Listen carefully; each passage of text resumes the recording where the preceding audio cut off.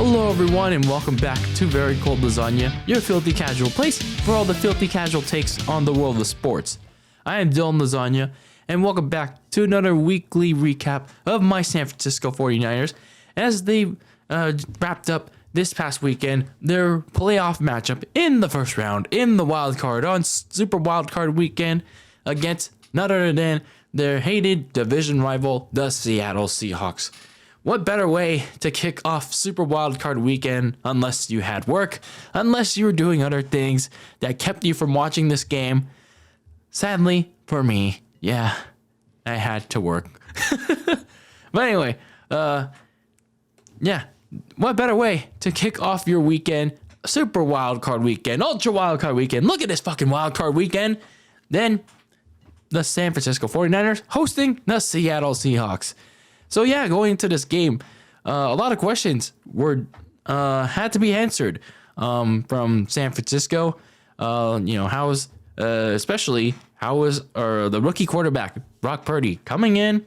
Already filled in for not just Trey Lance, not just for Jimmy Garoppolo.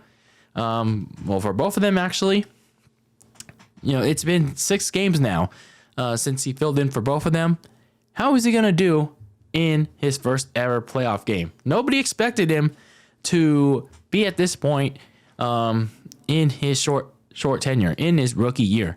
So the pressure was amplified. The stakes were really high because regular season, it's so-so. It's 18 regular season games. Playoffs are a totally different animal. It's a totally new season.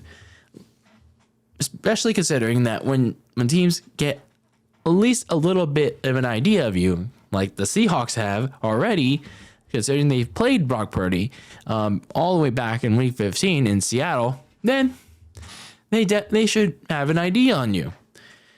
So going to this game for Seattle, they have had the Niners number. Sure, they haven't had success all season long, considering they got swept by my 49ers. But they were going to this game, the number 7 seed, everyone was counting them out, but they were hopeful they can garner an upset and catch San Francisco sleeping on the wheel a little bit.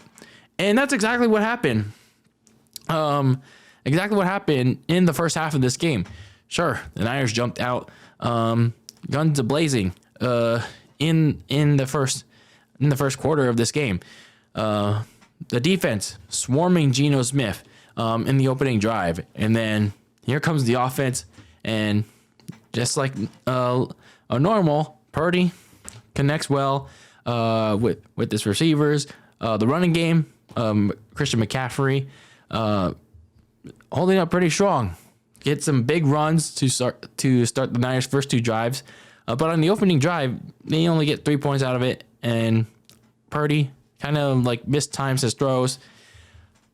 I mean, to be honest with you, it's kind of expected. It is kind of expected of me for Purdy to not do so well in the first quarter. Because let's be honest, guys, this is his first rodeo, and yeah, it could be excuses and all, but this isn't his third or fourth or millionth rodeo in a playoff game. This is his first rodeo in a playoff game, and he was technically drafted last in the NFL draft. And sure, yeah, he has a lot of starting experience, but nothing compares to, obviously a big playoff environment against, obviously, yeah, a defense that the Niners offense was letting them hang around. So, yeah, while the defense of the 49ers, they were holding up strong a little bit longer in the first quarter. Yeah, it started to loosen up a bit throughout the first half. They allowed a couple of chunk runs to Kenneth Walker the third, and Charvarius Ward was getting burned by DK Metcalf all first half long, including a long bomb touchdown from Geno Smith to DK Metcalf. And Ward just got beat. He just got burnt toasty and the Seahawks took the lead. What was it, 14 to 13, like in the second quarter. I was like, dang, Metcalf really had Ward's number. He really had this game checkmarked. And then, you know, it is for as much as Christian McCaffrey can do in this game, it's like this offense is like not always about McCaffrey, you know, and it's kind of on display. You know, Brock Purdy tried to make some things happen, but I think he got a little too aggressive at times, and he tried to make things happen a little too much, like tried a little too hard, tried to fit some throws in, overthrew his receivers like Debo, Juwan Jennings in the first half. So not exactly the cleanest first half for the 49ers, and they also allowed some things to happen for the Seahawks offense in that first half. Too many wide open receivers, and too many chunk plays from the Seattle offense. So, you know, going and then also one more thing before I talk about the second half. Too many weird decisions, including a baffling penalty by Jimmy Ward to like go in on Geno Smith at the end of the first half, like go in and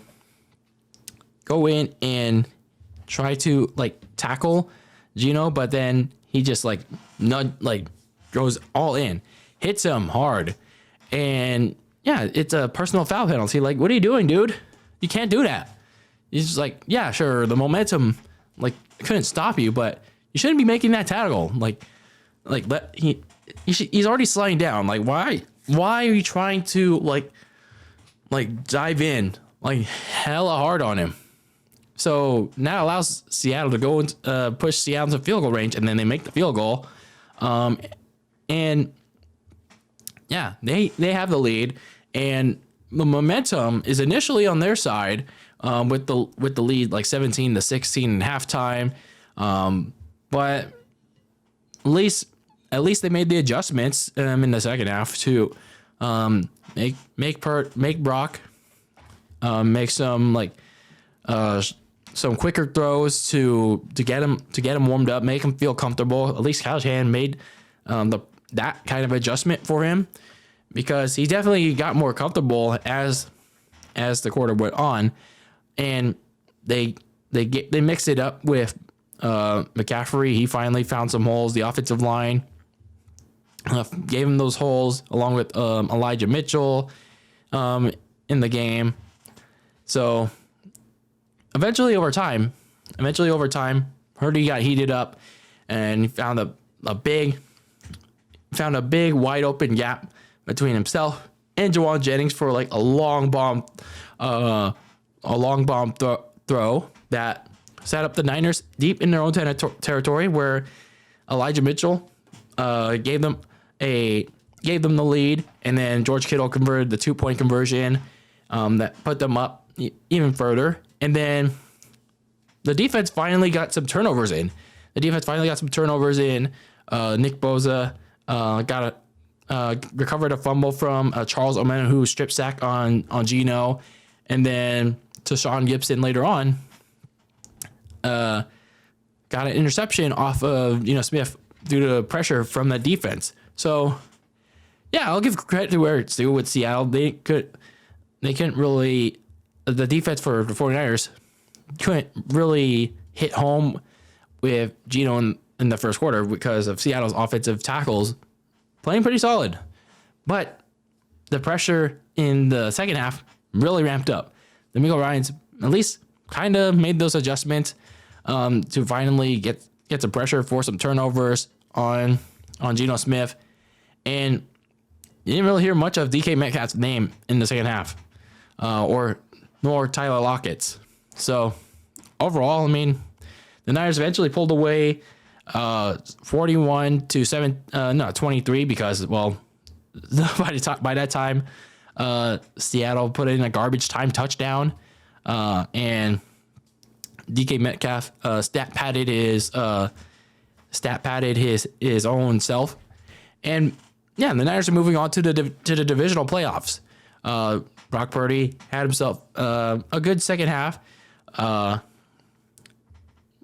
it was a pretty good second half. He looked pretty efficient in the pocket. He did miss a few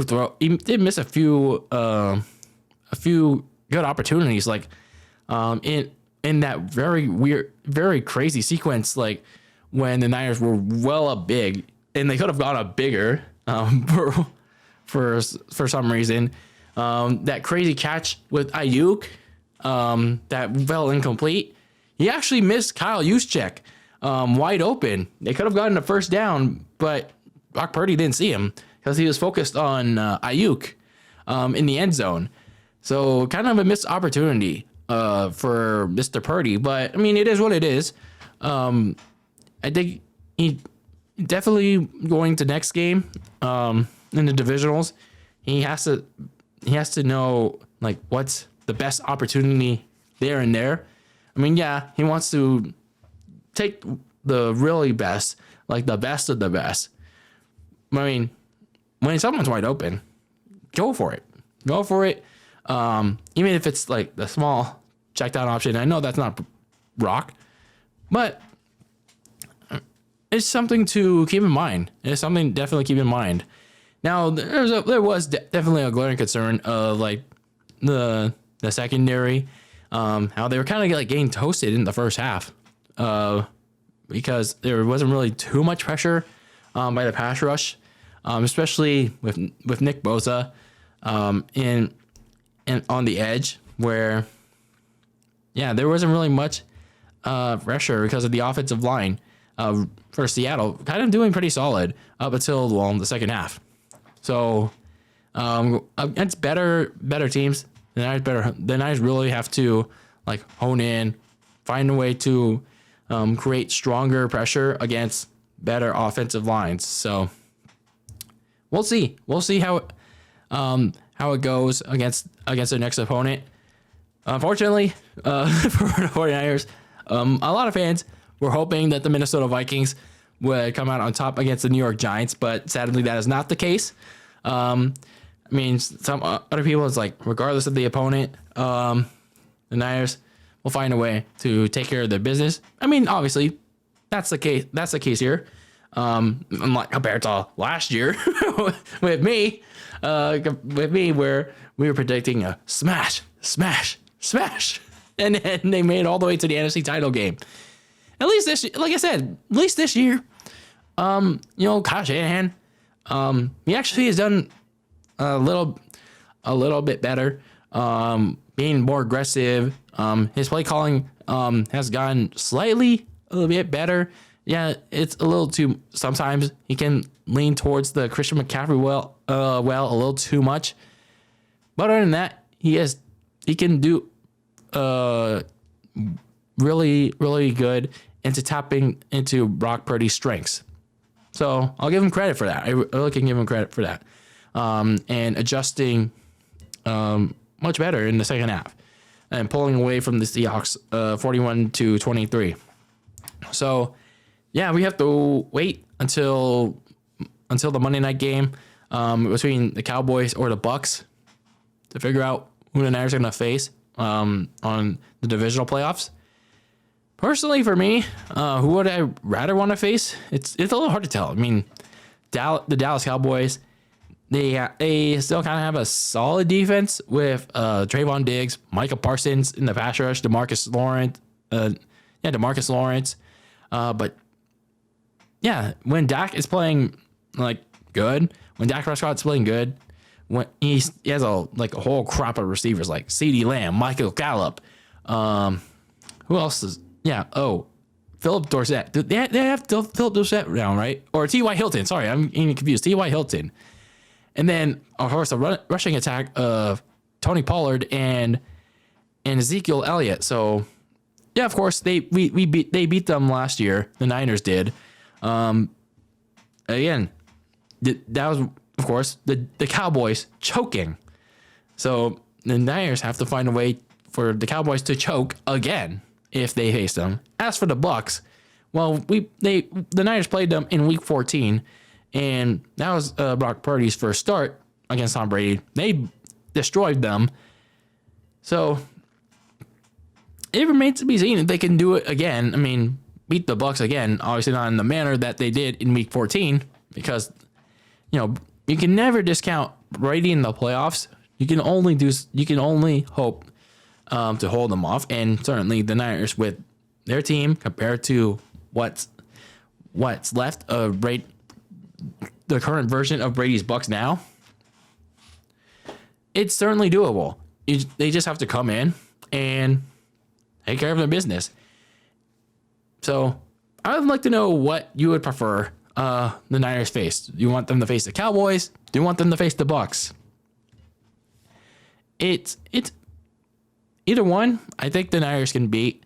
It's just a matter of playing up to their own strengths and not falling asleep on the wheel in the first half like they did against Seattle.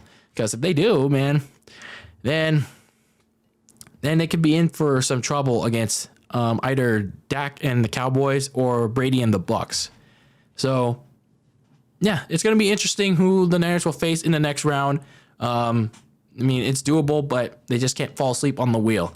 Because, I mean, sure, they can pull off a second half run after a slow first half, but it could be harder for them to do that against their next opponent. So let me know your thoughts on this game against Seattle in the first round wild card matchup, and who you like the Niners to face in the divisional playoffs. So this is DylanLasagna of Very Cold Lasagna, and keep that lasagna very cold in the fridge with your take on the world of sports. And until next time, when I talk about the 49ers, peace out.